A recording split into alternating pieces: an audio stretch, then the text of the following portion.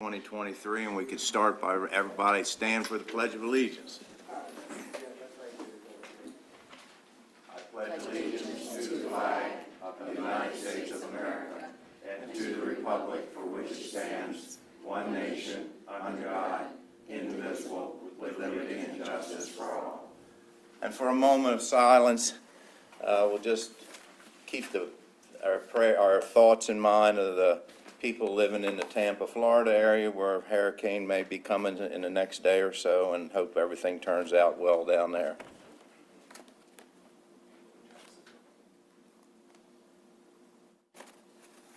Thank you very much. I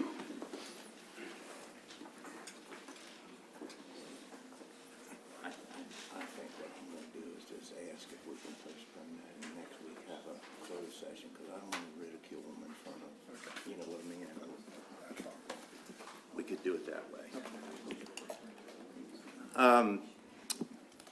Meeting announcement. Time is allotted at the end of each meeting for the commissioners to receive comments from the public.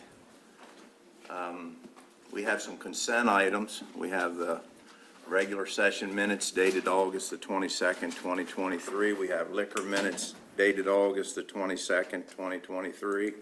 We have public hearing minutes dated August the 22nd, 2023. We have closed session minutes dated August 22nd, 2023. We have the Kent County Youth Soccer Raffle only, September the 9th, 2023.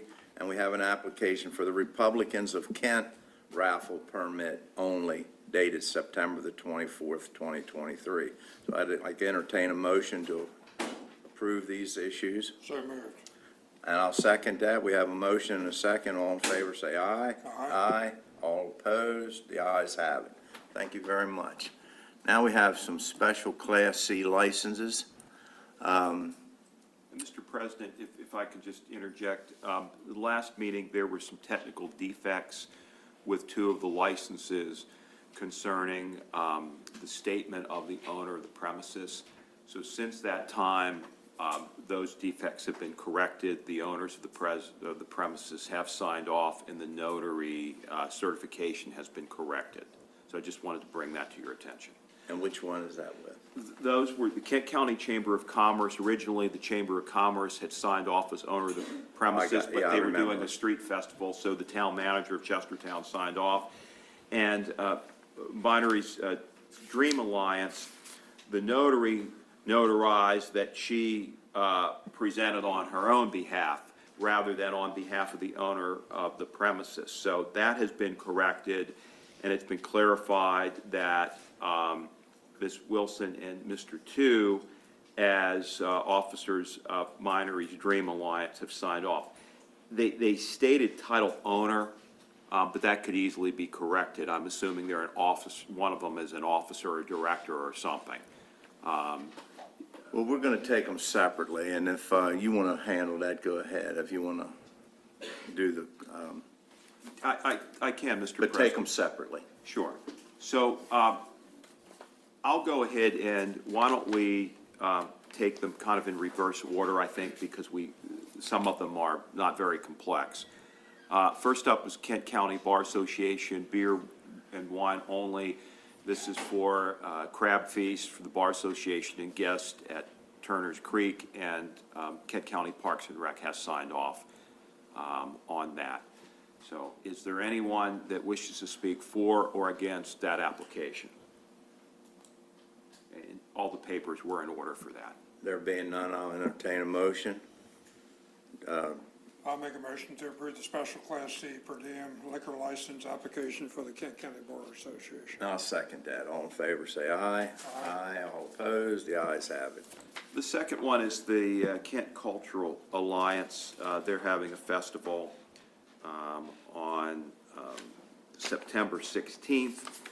And the owner of the premises where this is going to be held, it's on the street, is the town of Chestertown, and the town manager has signed off on that. So everything is in order for that application.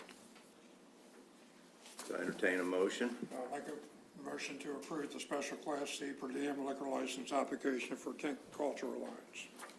All in favor, say aye. Aye. Aye. All opposed, the ayes have it. The third is the Kent County Chamber of Commerce. It's having a Fall Fest on September 23rd, and this is for beer, wine, and liquor. This license was originally defective because the Chamber of Commerce signed off as the owner of the premises, and it's actually a street festival, so the town of Chestertown is the owner of the premises. And the town manager of Chestertown has signed off on this, and everything appears to be in order. Is there anyone here wishes to speak for or against the special Class C license for the Chamber of Commerce? Then I'll entertain a motion. I'll make a motion to approve the special Class C per diem liquor license application for Kent County Chamber of Commerce. All in favor, say aye. Aye. Aye. All opposed, the ayes have it.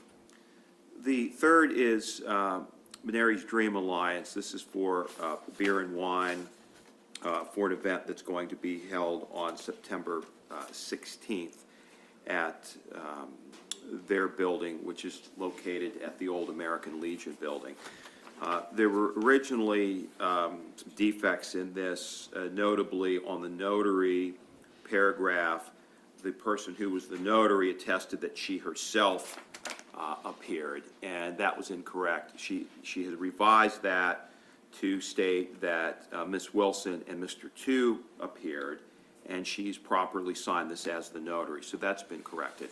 I note that where it says for entity, Ms. Wilson and Mr. Tu did sign name of entity, is it Menary's Dream Alliance? Menary's, okay, I just want to pronounce it correctly, Dream Alliance. It states title of authorized agent owner.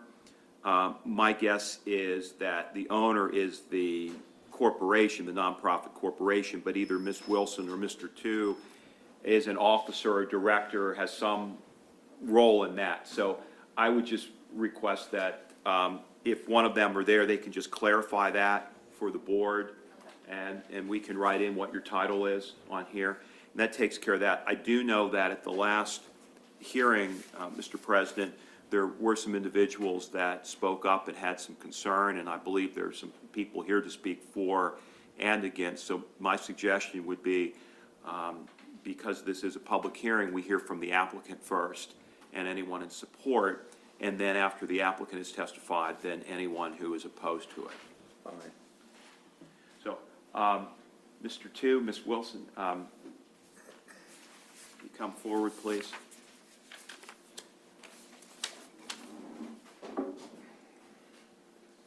And just for housekeeping matters, if you could each state for the record your name and what your position is with the organization, and I'll just take care of that for you right Sure, here. certainly. Doncella Wilson, Executive Director for Menary's Dream Alliance. Okay, Mr. Tu? Paul Toole, Executive Director of Menary's Dream Alliance. Okay. So that's taken care of. So what, if anything, would you like to say in support of the special Class C license and the event that you're having? Thank you so much, and good morning to the commissioners. We are hosting an event that will run from 12 noon to 5 p.m. So it is a daytime event. It will not run into the evening. It is an R&B music festival, and so this is a way for our organization, as many nonprofits, is to fundraise. As you know, we host many free events. We just had our National Night Out, which is a completely free community event. We also just hosted a back-to-school drive, completely free again, with hosting over 300-400 of our community members at that event with parking on site. For this particular event, we do not have parking that will be on site for the attendees of the event. We work with Washington College to secure the Dixon lot, and then also another neighbor is allowing us to use her lot for parking as well. Those that will be on site parking are our vendors, our food trucks, and our staff is who you will see at our lot. So we know the concerns being in that neighborhood, and so we're trying to take care of all those concerns. We've also, we have security. We've spoken to the sheriff's office. They will also be on site for this event. Does the board have any questions for the applicants? I don't have any. Paul, do you have anything you'd like to say? Or? No, no, sir. Thank you. Well, first, I want to thank both of you for coming in here today at our request, basically. At the last meeting last Tuesday, there were some concerns brought up by a group of citizens about what has happened sometimes in the past, in particularly last November. I'm sorry, I'm not clear. Last November, you talking about our Thanksgiving giveaway? Our turkey giveaway It's in November? November 2nd, I think, and again on the 21st. Okay, that, it seems like that would be our Thanksgiving, our turkey drive, when cars were down the road I coming think in it around had our more to property. do, I think it, from what I've read in the investigative reports, because as a result of the citizens coming in, and from what I've done in the past as a police officer, I know that there's an investigative report from our inspector that we have here at the county. And I asked for those copies of those reports, along with any other information that they had. And I was provided that. Okay, I looked at that, and I think it was yesterday morning, I called Ms. Heller and actually requested that maybe you guys come in so we could talk about this, because it was concerning what I read in the report. okay, And I don't want to go into what was really concerning about what I saw in the photographs and what I read. I just want to get a commitment from both of you that that type of atmosphere, that type of approach towards our inspector, who's trying to do a good job, is never going to happen again. You know, I support fundraising. It's very, very important. I also support what you sometimes do out in our community. You know, I was there for National Night Out. I like what I saw. You do a lot of good work with the youth. And I want to be able to support you with that. But the alcohol laws of Kent County apply to everybody the same way, no matter what organization it is. And I just want your commitment, verbal commitment that you're going to cooperate and conform to the required laws. You definitely have our verbal commitment. With that incident in November, it was just, and no excuse, not knowing. A lot of stuff I is assumed new, that. figuring that with the Legion still being there, renting space, they had a license. So once, it's just a learning process. But as far as moving forward with the inspector and a commitment to learn what we need to do to be on the right side of it, you definitely have our commitment. Well, I appreciate that, Paul. You know, our inspector here does a phenomenal job. You know, I've read a lot of police reports over the year, and she's sitting there in the back, and I want to compliment her on the way she documented everything, date, time. She even went out and corroborated some information that she was given, which didn't turn out to be true. Took some pictures. And that's what we expect. She's thorough. She is very, Very thorough. And she does a great job, and I think she needs to be treated with respect and with dignity when she's doing that job. And not, you know, I don't want to go into what I read in the report. That's water over the dam. And yeah, you're right. It's probably because you didn't know.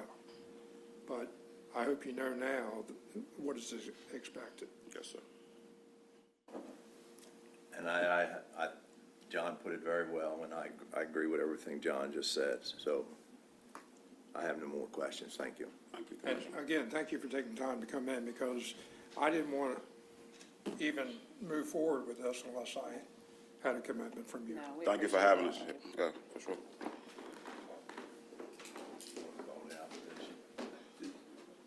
I don't think we did a sign-up sheet for this, did we? We had a public comment sign-in sheet. The only sign-in Just sheet we call- had for just alcohol call here for the is opposite. going Yeah, to be Just, for well, a just- white just wine. anybody that's opposed to the liquor license, just one at a time and come up and state your name for the record, please. Good morning.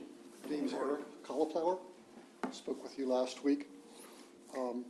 In the December 13th, 2022, the Commissioners' meeting, Ms. Pearsall reported that a written warning was issued to Menares. This was after multiple visits and observations of alcohol-related violations. Mr. Tu confronted Ms. Pearsall during her last visit in the fall of 2022, less than a year ago. There was no contrition, apology, or any indication that he or others did not know, so they clearly had a disregard for the alcohol laws and regulations. they don't see that following the rules is important, and they had an opportunity to remedy the situation. They did not take that opportunity. Since this is less than a year since the violations and written warning, I am requesting the temporary permit not be issued. Since Ms. Pearsall is in the room with us and has had direct alcohol-related interactions with Menaries, can she share her firsthand experiences and her recommendation on the issuance of this temporary permit? She is the expert, and she was on site.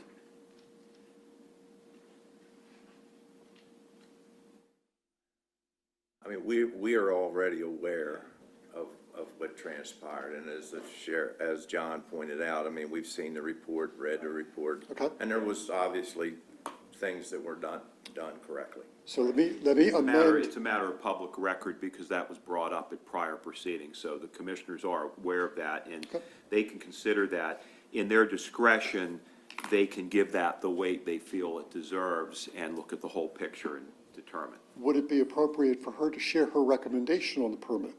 I think it's more important that we know, because we got to make the decision. As long as we know what went on, and we've heard and read the report, and as John pointed out, it was done very well. I don't want to air any, Sure. I don't want to talk about it publicly. As long as we're the ones that's got to make the decisions, and we've seen all that and read all that. I'm most concerned with the timing. This is, I mean, from November to today. It's less than a year. So we're not talking about something, I'm all for second chances. Life is all about second chances. Sure. But there also has to be a time in between. And in my opinion, under a year is not sufficient. But I leave that to you. Thank you, sir. I thank you. I appreciate your concerns. Anyone else? Is there anyone else that wishes to speak in opposition to the license? Is there anyone that wishes to speak at all, either for or against the license? Okay. Let the record reflect, Mr. President, that everyone present who wishes to speak has had the opportunity to speak. I just have a real quick question for Captain Kettner from the Sheriff's Office, who's here on another matter, but you heard folks here today talk about, they've asked for the Sheriff's Office to provide security there. Is that something that you are able to do, or? I'm not aware of, and maybe they spoke with the patrol commander, maybe Lieutenant Duane, but I wasn't aware of it. And it's possible that I might not be aware of it. Do you know who you spoke with? Vanessa can speak to you on this, would you go? Good morning. Good morning. I actually went out to the sheriff's office and spoke with 2 deputies about the festival that we plan to have for the fundraising. And I was told that that information would be passed on to the sheriff himself. They would not be able to stay the entire time, but they would do hourly drive-throughs and a walkthrough. I asked that their presence be noticed. They told me there are other events going on in Chestertown during that same day, so they would not be able to stay, but deputies would do a patrol and a walkthrough. Is that Luke or Captain Kettner? Is that something that you all think you can do some patrol checks there periodically? I mean, I think it's okay with the applicant. It's what they've asked for, so I think that would be a good thing. And if there's anything that doesn't look right, I'd like for it to be documented. Not that I suspect that there will be, but thank you, Mayor. And I can assure you that Miss Bonnie Pearsall, our inspector, will she'll visit that function as well. Thank you. Want to entertain a motion?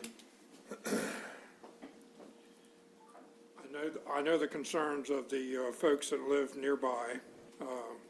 I too believe in second and sometimes 3 and 4 chances, because that's how it is sometimes. In this job, you can't make everybody happy, but I want to be as fair as I can possibly be, and I I'm hopeful that the commitment that has been made here today by the applicant is sincere, and if it's not, they probably will never get my support on another special Class C license. But today, I'm going to make a motion to approve the special Class C per diem liquor license application for Menary's Dream Alliance. And I'll second that. All in favor, say aye. Aye. All opposed, the ayes have it. And, John, you've handled it very well. I agree with everything you said, and I support you. So we're going to have a second chance here, and hopefully things will work out fine for everybody. So I appreciate it. Thank you. Next, we have our, Tom, you want to handle our alcoholic beverage public hearing? Yes, Mr. President. We have a public hearing for an alcoholic beverage license, and I will begin by reading the notice of the hearing into the record.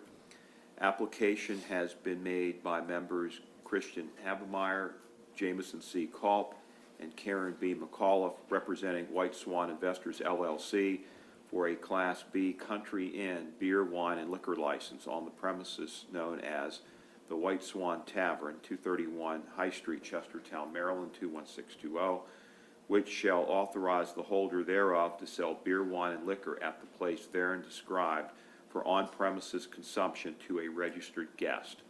A hearing on the application will be held in the County Commissioners' Hearing Room, R. Clayton Mitchell Jr. Government Center, 400 High Street, Chestertown, Maryland, on August 29, 2023 at 10 a.m., at which time any exceptions to the application will be heard. This is by order of the Board of License Commissioners for Kent County, Maryland. Sandra M. Blackiston, Clerk, and Kent Alcohol and Tobacco Enforcement Manager. This was published in the Kent County News on August 3rd, 2023, and again on August 10th, 2023. Anyone who is going to testify, including the applicants, the inspector, any staff, or anyone who wishes to speak for or against the application, could you please stand and raise your right hand? Okay. Do you solemnly swear, under the penalties of perjury, that the testimony that you are about to give in the matter before us shall be true to the best of your knowledge and belief? Okay. So we will begin by having the inspector come forward, and then the applicant, anyone on behalf of the applicant, and then if there is anyone opposed, we would hear that last. And I can advise the board that the application has been advised by staff and has gone through legal review, and everything appears to be in order, and the health department has also signed off that they do not have any concerns with this establishment getting a license. And again, this is a fairly new license. I guess we've had this for a few years for the Country Inn, where you have guests staying at the inn can have on-premise consumption. So, Inspector. Good morning. I went out and did a site inspection on August the 10th. Everything looks to be in order. The alcohol that they will be being held there is in a locked cabinet. Matter of fact, it had 3 locks on it. So I was happy about that. We had 3 applicants signed up for fingerprints. 2 has had their fingerprints done. 1 has come back. The results have come back on 1 so far. So we're still waiting for results on the second one, and we're waiting for the 3rd applicant to have their fingerprints done. So if we could have a contingency on them getting their fingerprints done for this liquor license. The next thing I have here is the fire inspection. It was done on 8/7. They were given 20 days to come into compliance with the fire marshal's office with the issues that were there.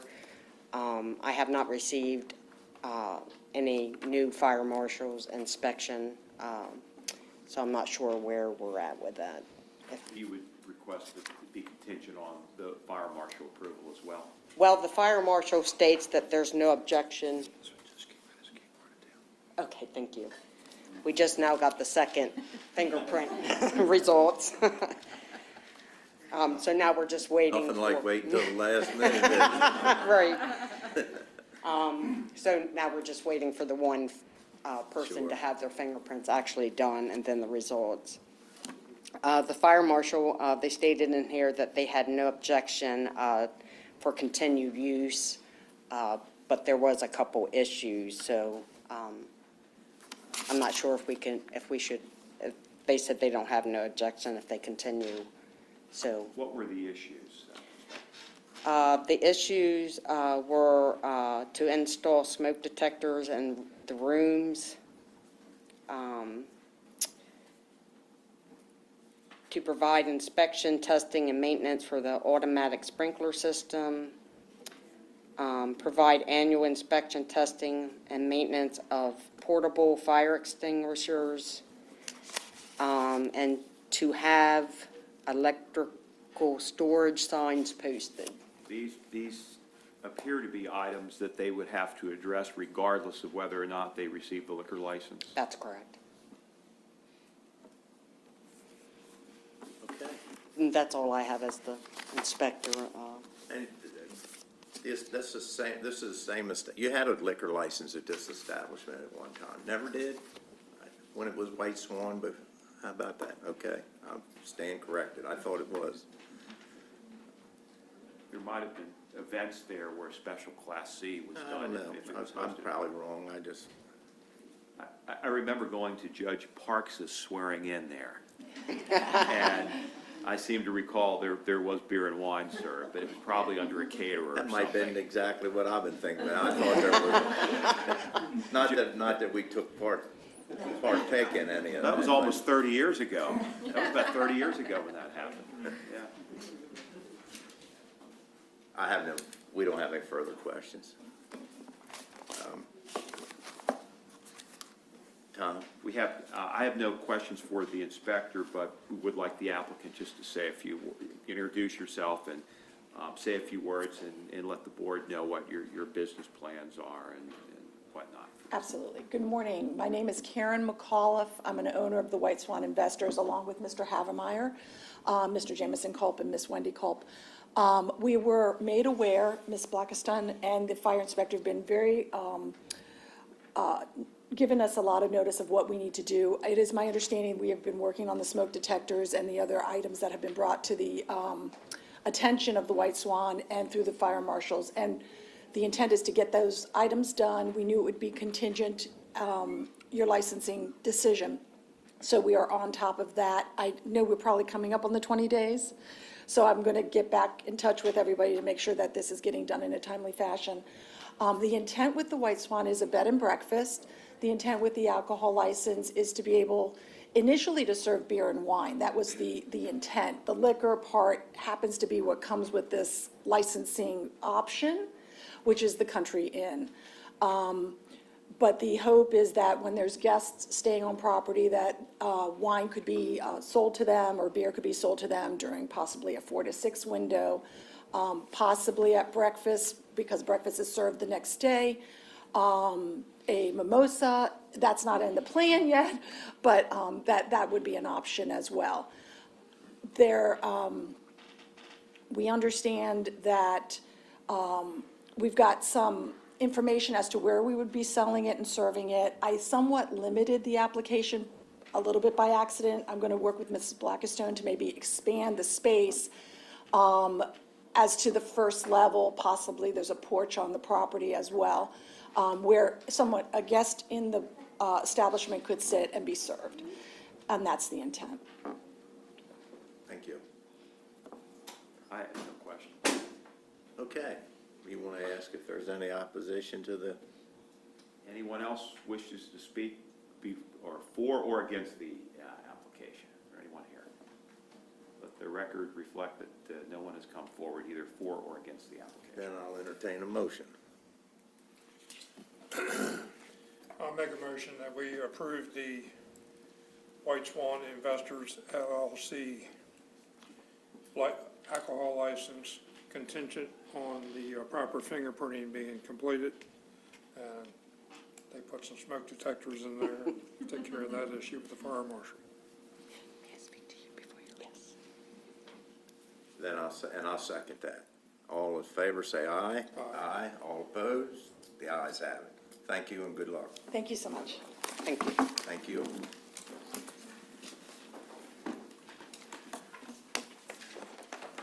Ms. Rosemary Granilla, she's the Director of Kent County Local Management Board, and John Schratweiser, Director of Kent Cultural Alliance. I think we have a proclamation for the Hispanic Heritage Month.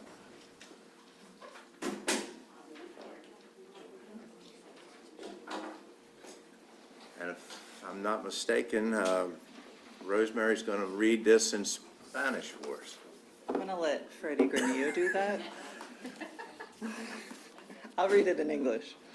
So thank you. We are here to receive the proclamation from the commissioners for Hispanic Heritage Month, and also to share with the community that we will be celebrating the month in Cultural Alliance, the ENYE committee that we have here with us, some of the members. And we're going to be, do you want to describe real quickly some of the events, or should we wait for that? I'll just say real quickly, this is something that Rosie and several of us have been working on for a while. We're excited to finally have an opportunity to celebrate the contributions of the Latino community to Kent County. September 15th to October 15th is the official Hispanic Heritage Month in the United States, and as such, we're going to do a series of 3 events that will be also have the backdrop of an ongoing exhibit in the Raymond Cultural Center to celebrate the contributions of our Latino friends and neighbors. It will start with an opening reception on the 8th of September, and that is where folks will be able to experience the artwork of Freddie Granillo, who paints from his hometown in El Salvador, the poetry of Iris Figueroa, excuse me, and as well as some tapestries and masks from Central and South America. There will also be a festival day, just to prove that license without any issues for us. That will be happening on Park Row in Chestertown on the evening of the 16th. And it's basically a dance festival with food and music from Latin and South America. And then finally on the 30th of September, a cultural celebration with dance, costumes, music, folklore, and things like that. So a series of 3 or 4 events over the course of 4 weeks for the entire county to celebrate. Everything is free and open to the public. So I'll read the proclamation for us in English, and then you're going to do, okay, so you can come up here after I'm done. So Hispanic Heritage Month from September 15th, 2023 to October 15th, 2023. Whereas National Hispanic Heritage Month, known as Mes de Herencia Hispana, is celebrated nationwide from September 15th through October 15th each year since 1968. Understanding that September 15th is significant because of its anniversary of the independence of Latin American countries Costa Rica, El Salvador, Guatemala, Honduras, and Nicaragua. In addition, Mexico and Chile celebrate their Independence Days on September 16th and 18th respectively. And whereas Latinos are individuals who are descendants from Latin American countries and may speak a variety of different languages. Hispanics are individuals who speak Spanish and are descendants from Spanish-speaking countries, including Spain. And recognize that all 26 plus Latin American nations are not monogamous, and this month celebrates, honors, and pays tribute to all for their contributions to our county and our society. And whereas Kent County is committed to recognizing Hispanic and Latino culture and heritage as an important part of the county and its strong, inclusive community, and whereas recognizing that Hispanics amount to an ever-growing population within Kent County, and understanding that many Hispanics are entrepreneurial and play a vital role in our economy and workforce. Now, therefore, we, the County Commissioners of Kent County, Maryland, do hereby join the nation and proclaim September 15th through October 15th, 2023 as Hispanic Heritage Month, and ask all to join us in recognizing and supporting the importance of national Hispanic heritage. Signed, the County Commissioners of Kent County, Ronnie Fithian and John Price, August 29th, 2023. So now we'll do it in Spanish. Do you want to sit here? Sit. Hi, my name is Freddy Granillo, and I'm going to read the proclamation in Spanish. Kent County, Maryland, proclamación, mes de la herencia hispana, 15 de septiembre del 2023 hasta el 15 de octubre de 2023. Mientras el mes nacional de la herencia hispana se celebra a nivel nacional, entre el 15 de septiembre al 15 de octubre de cada año desde 1968. Entendiendo que el 15 de septiembre es significativo porque es el aniversario de la independencia de los países latinoamericanos, Costa Rica, El Salvador, Guatemala, Honduras y Nicaragua. Además, México y Chile celebran sus días de independencia el 16 y el 18 de septiembre respectivamente. Los latinos son descendientes de países latinoamericanos y pueden hablar una variedad de idiomas diferentes. Los hispanos hablan español y son descendientes de países hispanohablantes, incluyendo España. Y reconocer que las más de 26 naciones latinoamericanas no son monógamas y este mes celebran, honra y rinde homenaje a todos por su contribución a nuestro condado y nuestra sociedad. Y el condado de Kent está comprometido a reconocer la cultura y herencia hispana, latina y como una parte importante del condado y su comunidad fuerte e inclusiva. Y reconocer que los hispanos y latinos constituyen una población en constante crecimiento dentro del condado de Kent y comprender que muchos hispanos son emprendedores y desempeñan un papel vital en nuestra economía y fuerza laboral.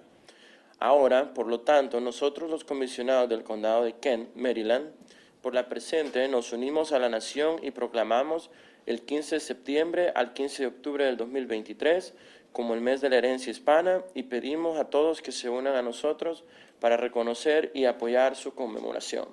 Los comisionados de Kent, Maryland, Ronald Fithian, Albert Nicholson y John Price. Did I say it right?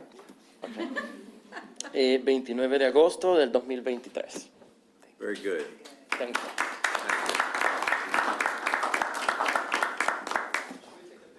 Yeah.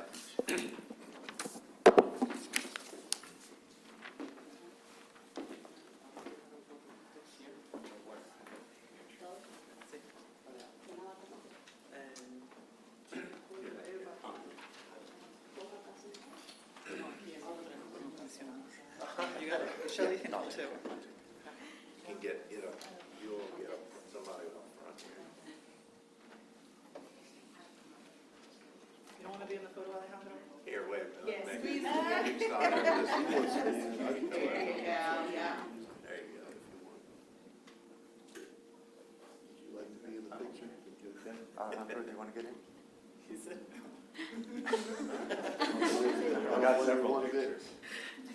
Yeah. And we have quite a few countries represented here today. We have El Salvador, Guatemala, Colombia, Argentina. So we're excited for the diversity within our community. And Scotland. Thank you.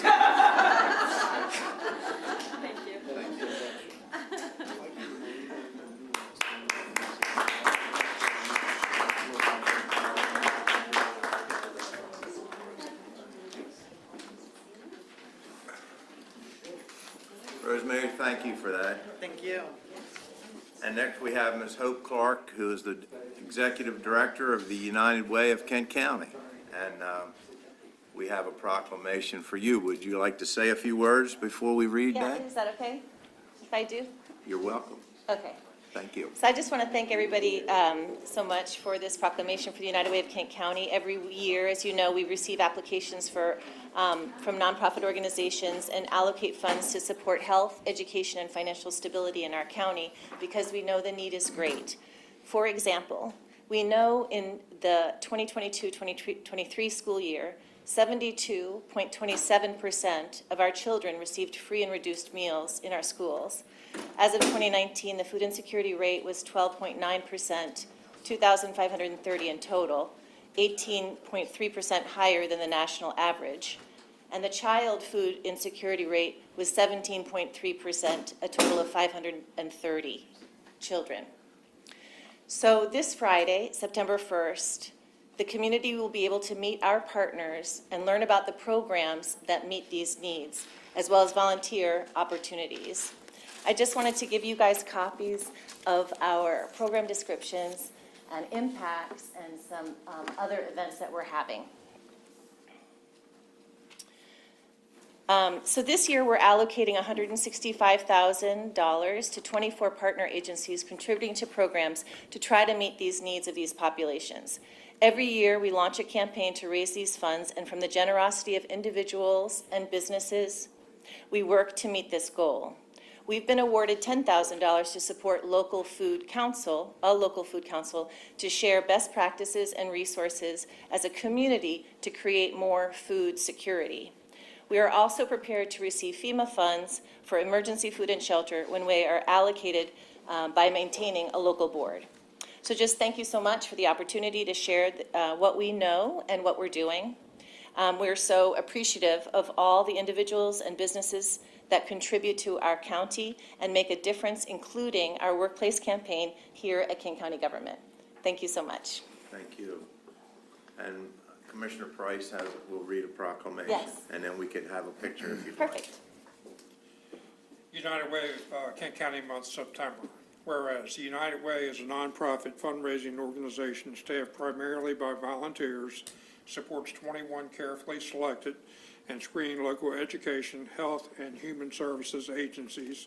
And whereas the United Way is a progressive and flexible program enabling people to care for civic needs as they emerge under changing social conditions. And whereas the dedicated service of volunteers enables the United Way to rank among the most efficient charitable organizations. And whereas the unified fundraising by United Way volunteers provides the most efficient and effective means by which public-spirited individuals may extend their support to associations that meet the essential needs of our home community. And whereas the notable and essential services rendered by the United Way have won for its such public approval that it supports and has constantly expanded since its inauguration in 1957. And whereas the United Way of Kent County celebrates its 66th year in operation this year, and it has, since its inception, distributed over $5.1 million to programs that directly benefit the citizens of Kent County, and intends to continue to beneficially impact the community in the future. Now, therefore, we, the County Commissioners of Kent County, Maryland, join the nation and hereby proclaim September 2023 as United Way Month in Kent County, and recognize and acknowledge the importance of bringing awareness to our community. Signed, the Kent County Commissioners of Kent County, Maryland, Ronald H. Fithian, President, Albert H. Nickerson, Member, and John F. Price, Member. Thank you so much. Congratulations, and thank you for all that. And thank you, absolutely. Thank you all for what all you did. We get to take a picture. Somebody can take a picture of that.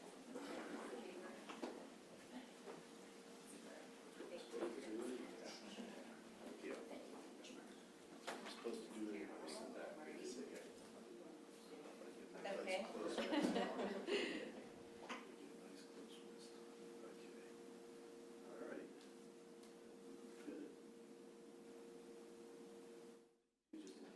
Thank you so much.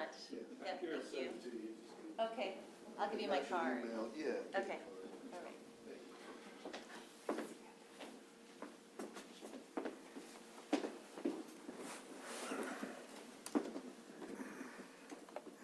Next up, we have, and Hope, thank you very much for that.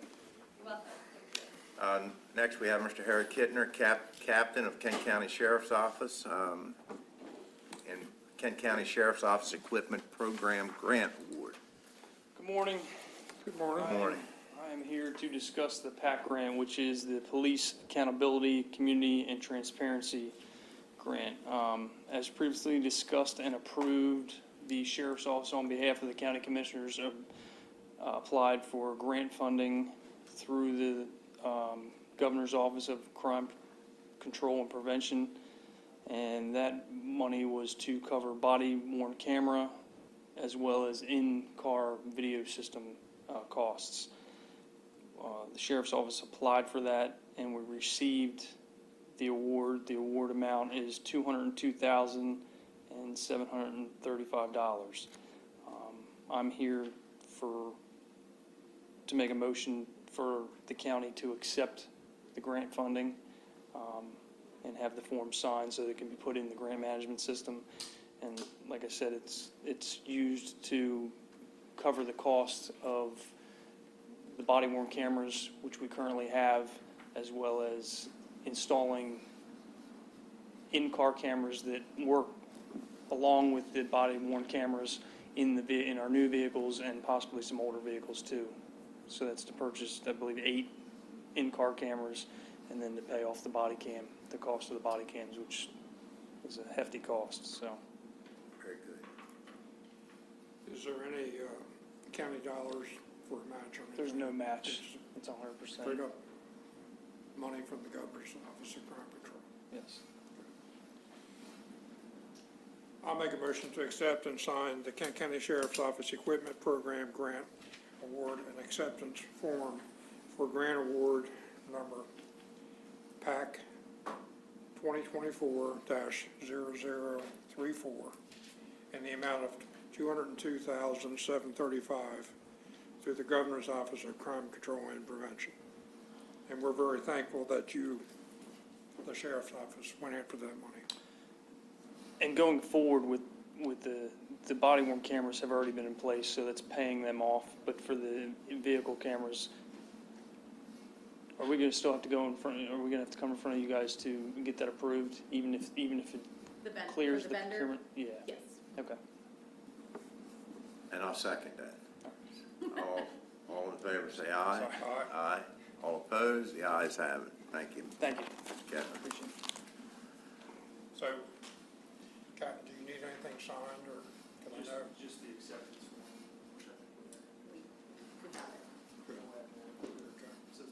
Thank you. Ms. Genevieve Croker, Executive Director of Rebuilding Together, Kent County, here for a letter of support.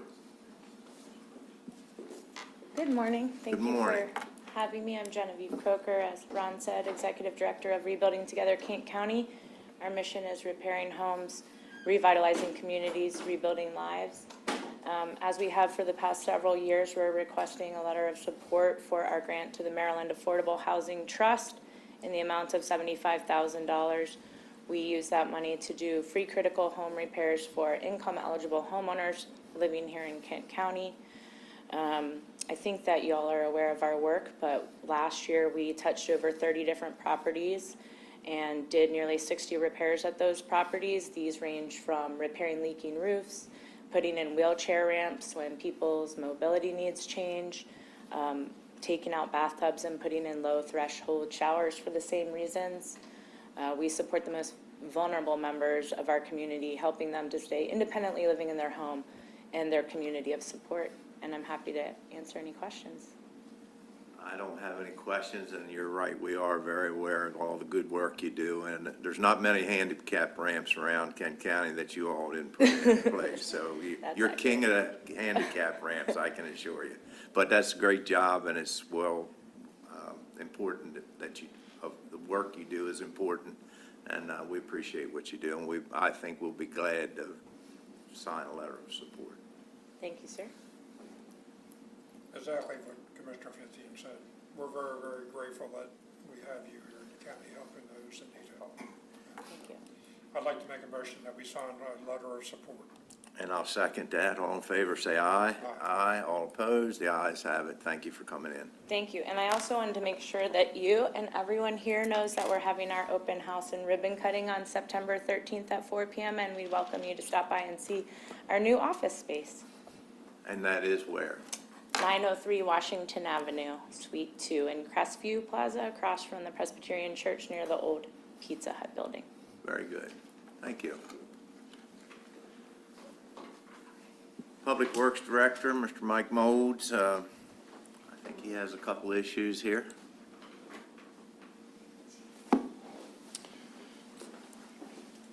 Good morning. Good morning.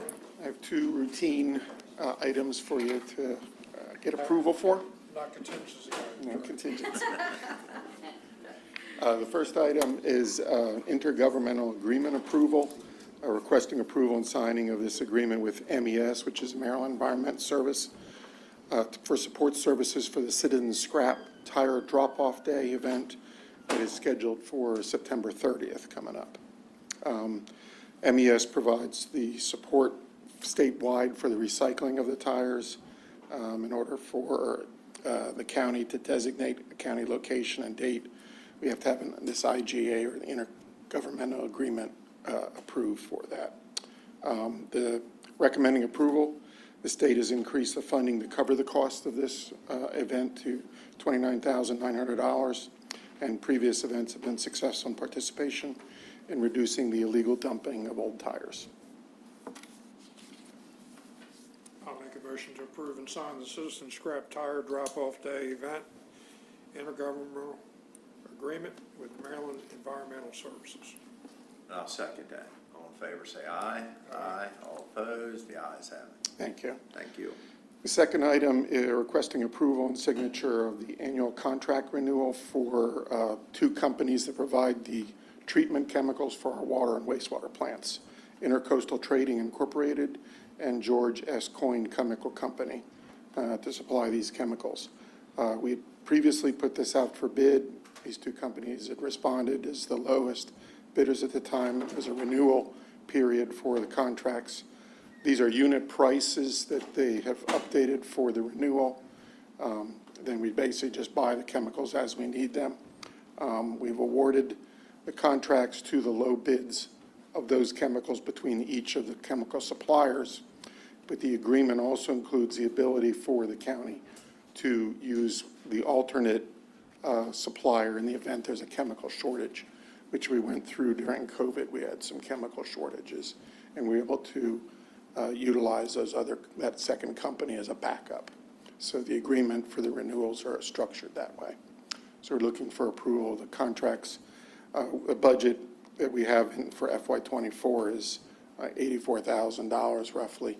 So we need to get the commissioner's approval of the agreement because of the amount that's budgeted for it.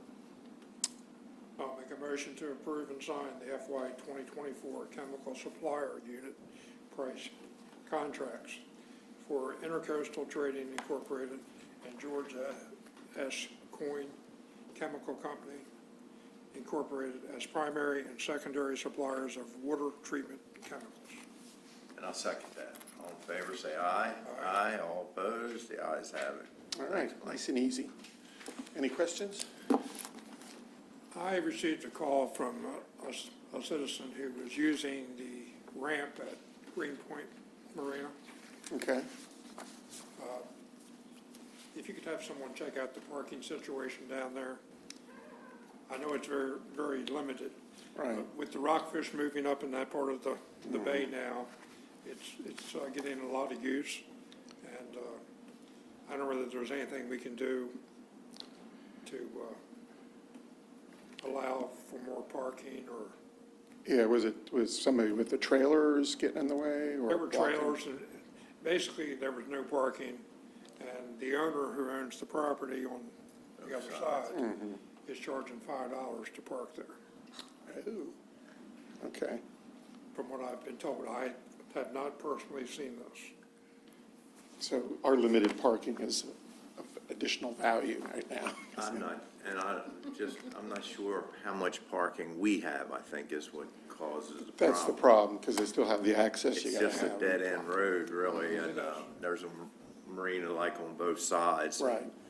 But check it out and see what we can come up with. Yeah, because you've got those access points that we had to put signage so that the people weren't blocking the access to the two marinas. That cuts down the ability to park even worse. And it's not a wide road that we have a big shoulder to work off of. Right. It may be something that you can't really do a lot about, Yeah. but maybe just have someone take a look at it. Okay, we can go down and check it, see if there's some people not parking properly or taking up too much space or something like that, but, It's a minor. yeah. Okay, we'll look into that. Thank you. Thank you, Mike. Did you want to ask him about the street bumps? No, they're in. Are they in? thank you for the speed bumps. Oh, yes. Down to, Did you try them out yet? I didn't know. I don't usually go, I usually park before I get to them, so I didn't have to go across them. And we're still going to be putting the pedestrian crossings right there at the entrance and then back up where the boardwalk comes across from the marina. No, they look good. I mean, they are what they are, and I think they've obviously slowed some people down. Thank you. Thank you. Ms. Pat Merritt, Chief Finance Officer, Office of Finance, and she's going to always gives us good financial news. Always gives us good financial news. It's good when the economy cooperates. So yes, during the budget process, we talked about coming in to give an update before the audit statements were released. We won't have final numbers for FY23 until probably early November, but we did get our final income tax payment for FY23, so I thought this might be a good time, and a lot of the numbers have settled. So what you have in your packet is what the original FY23 projection was at the time that we did the budget, and what we think it's going to be now. So the first schedule that you have is the revenues, and our property taxes are coming in a little bit lower. We've had a lot of people appeal their assessed values, and we are seeing some movement in that direction, so that's down. But the largest story here is the income tax. It's over $1.5 million higher than we thought it would be when we were doing the budget back in May. We're still, hearing from the state that this is a temporary situation because of all the money that's being pumped into the economy. They really expect it to slow. Nobody expects it to continue at this pace, but they've been saying that now for about 1.5 years. So what's changed is they had been telling us it was gonna be a cliff. Yeah. And now they're saying there's gonna be a soft landing. A soft landing. So we don't expect it to continue at this level. However, so I would absolutely caution that we'd have to probably treat this as one-time money and not recurring. However, it's significantly higher than we thought it would be even a couple months ago. And it's, during COVID, our income tax has climbed dramatically, and it is, no doubt related to the incredible amount of money that's been pumped into the economy. So overall, you can see the other numbers there. It really didn't move around too much. We weren't able to get some of our leases in, so you'll see a decrease in our lease proceeds and a decrease in our spending on leased vehicles on the expense side. But overall, I think we're going to come in about $755,000 to the good on the revenue side from where we thought we'd be at budget time. And then if we look at the expenses,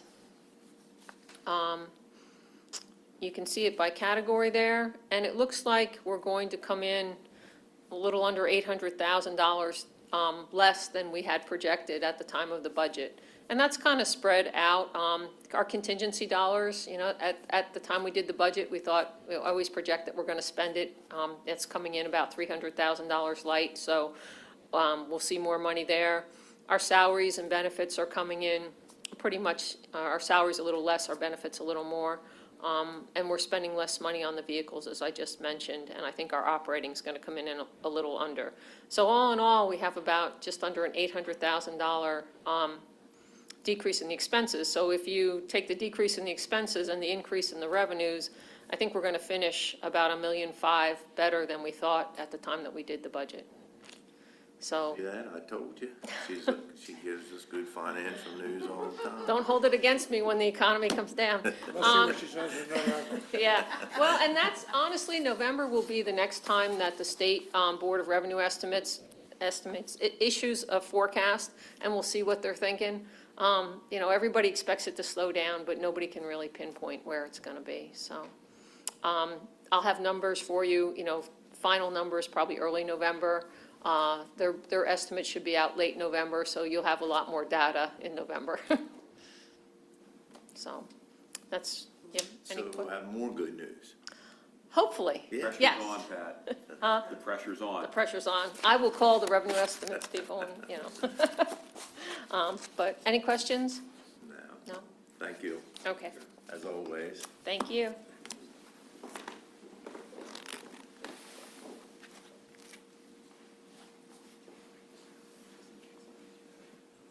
And now we'll hear from our Human Resources Director, Mr. Jim Miller. Good morning, everybody. morning. Gentleman in the back just took my picture. I'm not sure if it'll be on a mugshot somewhere or not. T-shirts. On T-shirts? Great. We did that once to an old boss of mine. There was a picture floating around of people in like medieval garb, and it ended up on mugs. Anyway, I have a couple of items today. The first item is related to a conversation we had several board meetings ago regarding flat rate increases versus percentages. And fortunately, the commissioners gave me ample time to do my research, gather my thoughts, and produce the memorandum that you all have available to you. The couple of points, I guess, to make on that subject, and there is one slide somewhere, I'm not sure where that is in these things. The one slide that you have actually is sort of just a snapshot of the kinds of things that I learned during the research and the review. Flat rate increases are not uncommon in certain counties or in certain public sectors, very uncommon in private sector or other larger types of businesses. The idea of having the increases be a function of a percentage of pay, yeah, it does scale out, lower salaries, lower, the same percentage, lower dollars, and it goes on from there. What it does is recognize the expectations and contributions of different positions across an organization. It's not a function of importance, it's a function of what's expected. There's more expected of a leadership position than an entry-level position, and that's just kind of the numbers game of it. I looked at what we've done in the past on the occasions where there have been flat rate increases granted, because one of the questions that had come up ancillary to this was the impact of a percentage increase on a lower salary, particularly in light of us making some changes to our benefits contributions. And it really didn't have the kind of negative impact that we thought, or that people thought it was going to have for them. There were still nominal increases to base rate, even with some increases and changes in benefit structures. It was hard to do this year's, this most recent one, because in connection with making a change on the individual contribution, there was also a concurrent reduction in the expenses for employees who had children or family coverage. So the mix of the two made the numbers look really distorted, and I didn't want to misrepresent anything like that. I think if, and I guess I don't want to sit here and reread the 3 or 4 pages that I provided to you. So I think I would probably, the other key point I would probably raise is that historically, public sector has been well known for providing great benefits, and this organization is no different, it certainly does. But those were looked at as an offset for maybe a salary as not being as competitive as private sector was pushed to do. The data that I found in the survey that I referenced in the memo that you have shows that shift has now shifted. Public sector, private sector has caught up to public sector in the types and amounts of benefits that are being provided, and yet the salaries are still running ahead of public sector. So for me, the conclusion was that we can no longer simply rely upon the fact that we provide great benefits and expect our employees or prospective employees to accept that they can take a lower salary because they're getting better benefits. It isn't working that way any longer. And we've had some recent turnover, as we talked about at the most recent meeting, and we're seeing that salaries are absolutely the issue. I think what it comes down to fundamentally, in my opinion, is that It's great to have benefits, and it's great to say to people, in 30 years from now, you're going to have a great pension program through us in the state of Maryland. But if it's somebody who's taking their first job out of school, high school, college, their concern is, how do I pay the rent? How do I accumulate enough money to buy my first house? And in this economy, how do I pay for groceries and gasoline? They can't look forward to, in 30 years, I'm going to retire and do well. They've got to cover today's issues. That's why I think that the benefits piece of it, although it's great programs in this county, is, in my opinion, second to none in the benefits that are being provided to our employees, we still have to address the salary piece of it. The flat rate increases, actually, increases at any, regardless of whether you're talking about flat rate or percentage, aren't keeping up with where the market has gone for us. So I think with that, if there's questions of the memo that I had provided to you, I'll try to address those. I don't want to bore everybody by rereading a 4 or 5 page memo to you. I don't have any questions. Commissioner Price? So your recommendation at this point, simplified, Would be to continue with percentage increases as opposed to flat rate amounts. Yes, sir. Until such time as I can come back to this group and find some way to spend the $1.5 million that Pat just mentioned and talk about salaries. We're about to engage right now in a salary study through the Maryland counties. We have one that we've done, an ad hoc study, which gives us a sense of where we are in the marketplace, particularly our most competitive, most prominent competitors amongst the counties. And I think once that newest study comes out, I'll be able to come back and talk about not only salary increases as a function of an annual review, that kind of thing, but also be able to talk about where I think we need to be in the marketplace to be competitive and to attract and retain. You know, from last meeting that we had substantial turnover in one of our departments in the past 5 or 6 weeks. It was basically all about money. So I'll be ready to talk more about that when that survey comes back. So what this whole issue has been about is whether we give out flat raises or percentages? Yes, sir. If that's what you asked me to research, yes, sir. Well, my only thing with I've always brought up the fact that if we're worried about people with the lower end of the salaries, like county roads, people in maintenance and stuff, that start out at the bottom, you give a percentage. The difference between the haves and have-nots, if you want to explain it that way, just widens every year. And it's hard to bring the salaries up for people at the bottom of the scale if you do percentages, because, as we've pointed out, somebody that gets 5% making $35,000 is $1,500 or so dollars, and but somebody making $100,000 is $5,000. Absolutely. It's a big difference. And you're right. The numbers do play out that way. And if you look at the people where we've lost some people, it's not at the $100,000 mark.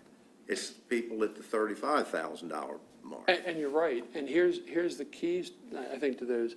First, absolutely correct. I mean, the math is simply the math on it.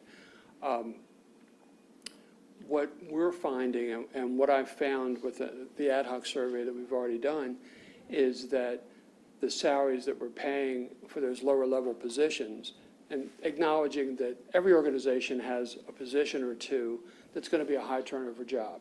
It happens in all industries.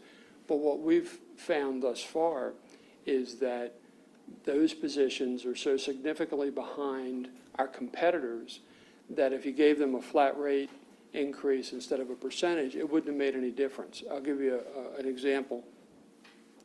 We haven't had a chance to do a deep dive on the most recent number of turnover in Public Works. But what we did find was, in the past 5 or 6 weeks, we've lost 8 people. 6 of the 8 left entirely for money. The other 2, one wanted to retire, and one wanted to work closer to home to be able to be around family. I then took a look at the increases they got using the percentage for July 1 and compared that to if we had given them the flat rate that had been done a year or so prior. And the difference on average was $140 a year. That $140 across the year, 26 pays, and then taxes was a couple of dollars a pay, it wouldn't have made a difference. We would have lost at least those 6 people anyway, because the market was offering them anywhere from 7 to 10, 12% increases to go elsewhere. So even though the flat rate might have brought them up a little bit better than somebody who's got a percentage, it wouldn't have staved off the turnover. Well, it would certainly depend on what that flat rate is, right? Yeah, and I mean, yeah, absolutely. If you wanted them to, you know, I keep using the scenarios. If in fact we're losing people, to start with, we generally have a certain amount of money to use for salaries, and it's how we divide that up. Yeah. If we're losing people at the $35,000 and $40,000 mark, and you wanted to do better, then you would obviously make the flat rate higher for them and less for the people at the higher end of the scale. If you don't want to go beyond what you've budgeted to spend in salaries, it's who you give it to and how you come up with that. So to say that it wouldn't have made any difference is not, I don't think is exactly right, because it depends on how much you give them. Oh, yeah, and I was basing it solely on what we had done, so I was trying to do apples to apples, but you're absolutely right. But we can't, I guess my argument is always, and I've said, this isn't the first time I've said this, I've said it for many years sitting here. If you're trying to address an issue with that, if we keep losing people that are at the bottom of the scale, it kind of points to the fact you better do something, you know, that they're the ones that's not satisfied with what they're being paid, and we have to address it somehow. What it points out And I'm is not that the saying scale's wrong. we reinvent the wheel, but if we don't keep that in our mind, in the back of our minds when we go doing budgets and salary increases, we'll probably end up with the same problem again next year. Yeah, and you're absolutely right. It points out that the scale, the ranges are off. It points out that somebody coming in to be an MEO 1 shouldn't be coming in at, I'm making this number up, I don't have the exact number in my head, shouldn't be coming in at 35,000. That the market tells us that that job should be 40. And if we were starting there, and then you look at the other positions, the MEO 2, and where should that be versus the 1, and the 3 versus the 2, and you play it out, that's where you actually can affect the change that you're describing. But that means that we have to take a look at the entire structure. We can't just grab one position out of a grade that has 6 or 7 jobs in it, because what do you do about the other 5 or 6 jobs? It's that thing. You're exactly right. That's exactly the problem. The problem is the scale hasn't kept up with the market, and that's what we're going to try to look at this year. You had mentioned in the last meeting the idea of an inverted pyramid, where the lowest grade was getting the biggest increase and scaled down to the highest grade getting the least increase. And I've seen that done. I've worked that kind of system before. I keep remembering one time when money was an issue with everybody in private. Washington College did something, and I never forgot that.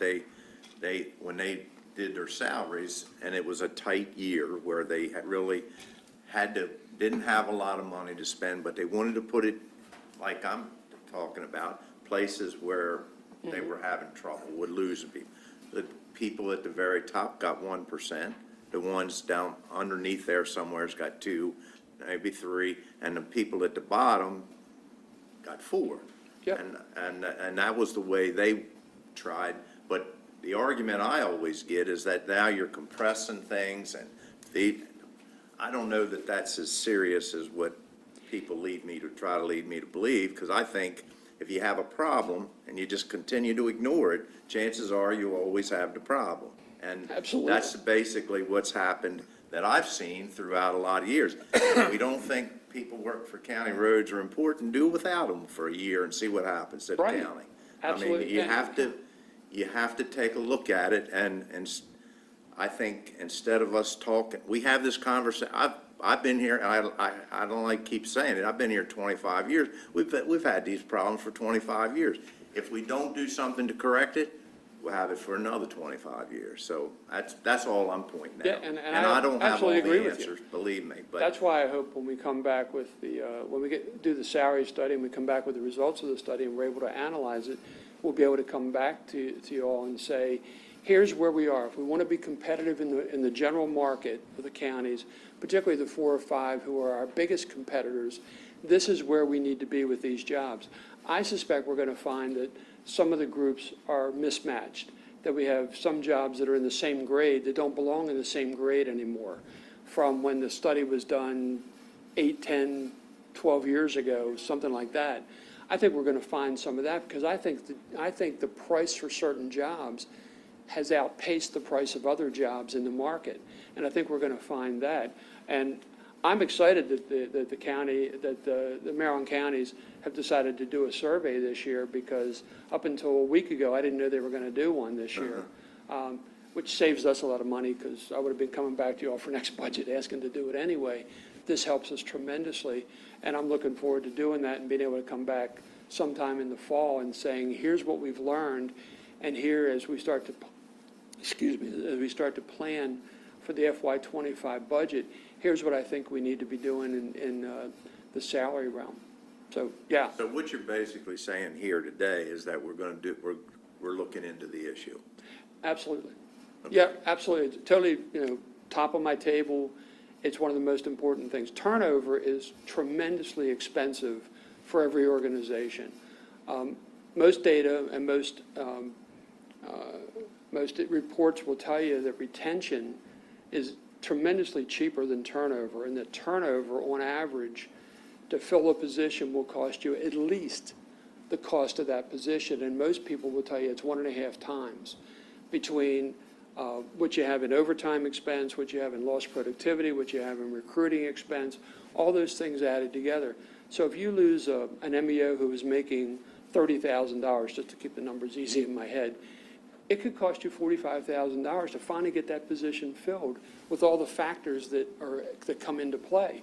It's a lot cheaper to give $5,000 raises and retain good people than to lose good people and spend $40,000 trying to backfill them. Because you also lose productivity time once the new person's on board, 30, 60, 90 days until they're up to speed the way the person who left that knowledge and that skill with.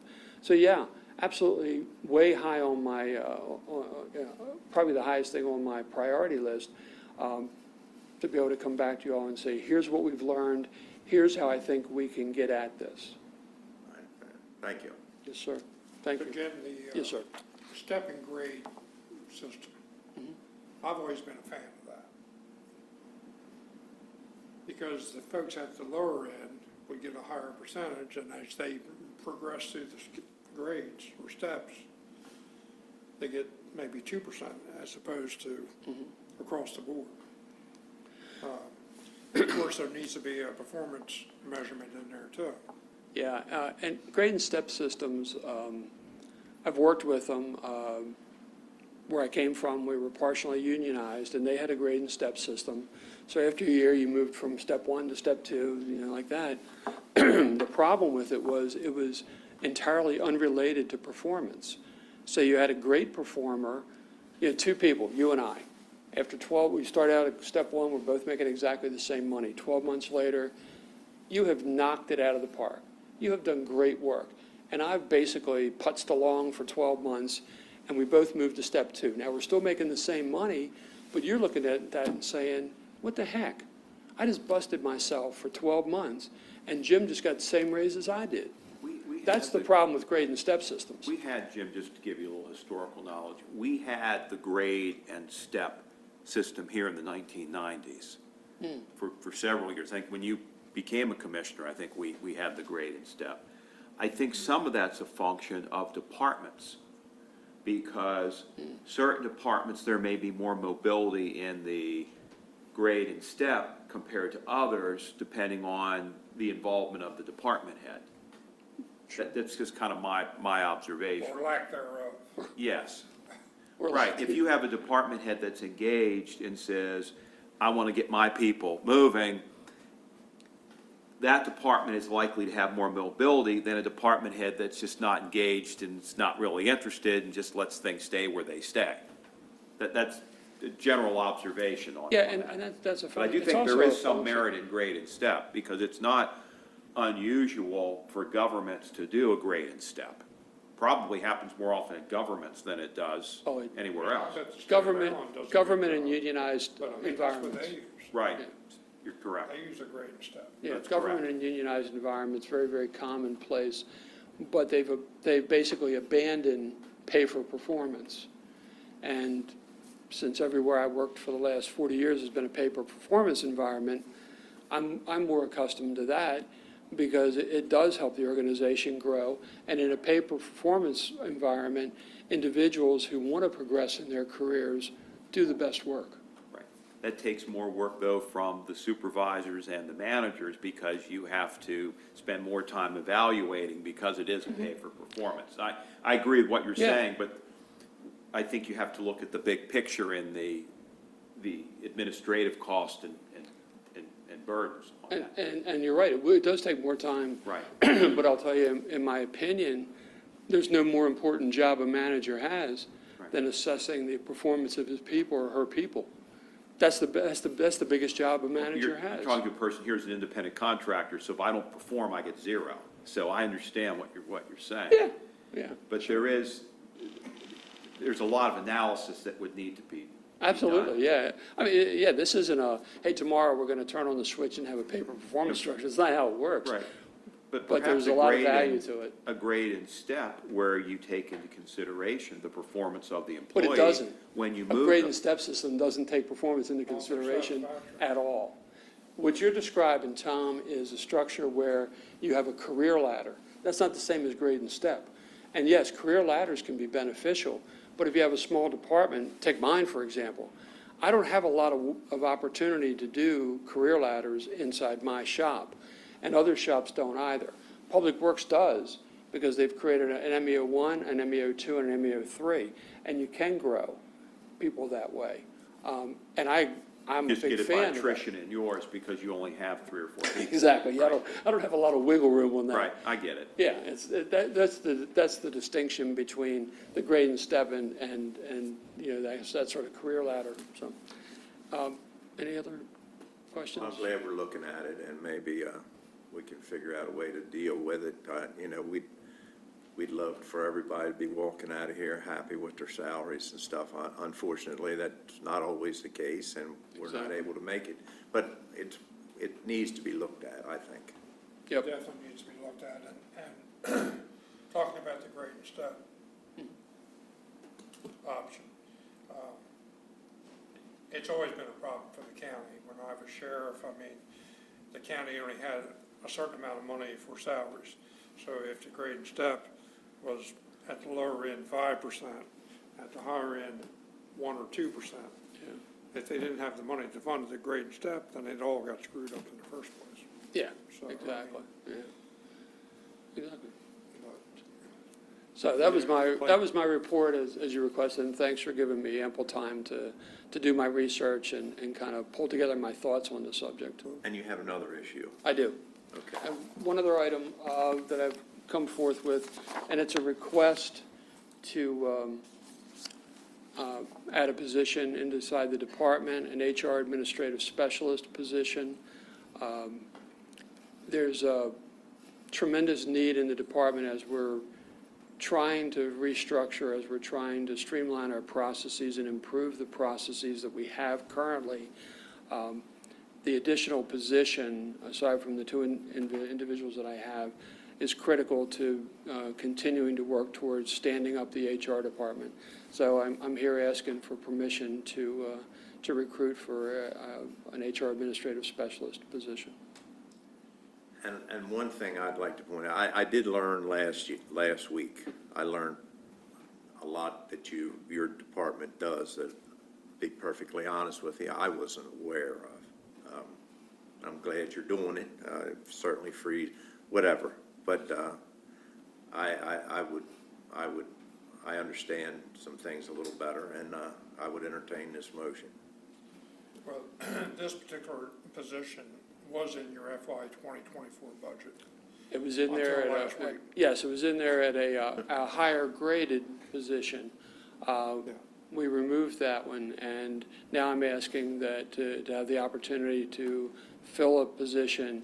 It's at a lower graded level, partly because the market is just really tight for highly experienced or more experienced HR professionals, and secondly, because absent that, I think with an additional person at the lower grade level, I can go through the same sort of training and support as we've done over the past 6 months with one of my two incumbents, to get myself back to where I think the department needs to be. Well, we spent a great deal of time last week talking about this, and we made a decision, and there was a motion made to remove the funding allocated for this. For the Did grade we- 5, or for the grade 7 position. So this would be to create a new grade 4 position, separate motion. So I'd like to make a motion that we allow the Human Resources Department to recruit for the position of HR Administrative Specialist and retitle the position of HR Coordinator to HR Business Partner. Yes, sir. That's the two requests. Yes, sir. And I'll second that. All in favor, say aye. Aye. Aye. All opposed? The ayes have it. Thank you, sir. See, one thing. Thank you very much. One thing I think you have up here with all three of us, if we realize we made a mistake, we will try to correct it. Absolutely. And I appreciate it. I know that, Last that week- last week was a tough one. last week, we had an extensive conversation, and, but learning a little bit more, the following week, we were able to correct our, Yeah. what And I'm calling a mistake. And I think you all were operating with the best information you had at the time, and made, the best decision you could make. And fortunately, additional information came forth that enabled you, information that, perhaps I just didn't get to you the way I should have, and I'll take that for myself. But you were able to learn some things that I didn't get a chance to, I didn't get forth in front of you the way I should have. And you used that information and have now done, something that I appreciate, and I know my team's going to appreciate. So I thank you all. I don't look at it as a mistake. I look at it as we learned, we grew, and we did something better. Very good. So thank you both. Well, thank And you. I thank Commissioner Nickerson wherever he is. I think somebody told me he He may may be be listening. He might be listening. So we better not talk about him let's not talk about him in a negative way, Gotcha. because he might hear us. Well, thank you both. Bye-bye. County Administrator report. Yes, I have one item for you. It is simply a report out, and that is that Commissioner Fithian signed the annual certification report and equitable sharing agreement and certification for the Sheriff's Office on August 25th. I did. So there's no need for a motion. At this time, it's time for public comment, media review. Have anybody signed up? No, it was just a gentleman who spoke regarding the per diem license earlier. Very Went good. From a full house to a very empty house. Yeah, we did. All right. Well, then I'll entertain a motion to adjourn. I'll make a motion that we adjourn. I'll second that. All in favor, say aye. Aye. All